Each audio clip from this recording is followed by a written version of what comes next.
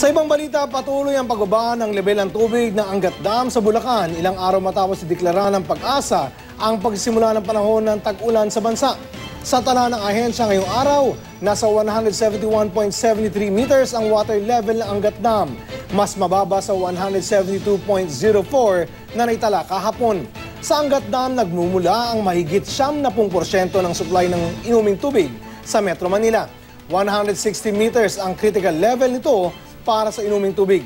Una nang sinabi ng National Water Resources Board na simula sa unang araw ng Hulyo, babawasan na nito ang water allocation sa Metro Manila na katumbas ng halos 800,000 drum ng tubig kada araw.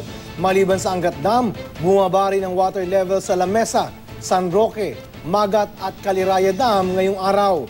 Pero tumaas naman ang level ng tubig sa Ipo, Ambuklao, Binga at Pantabangan Dam.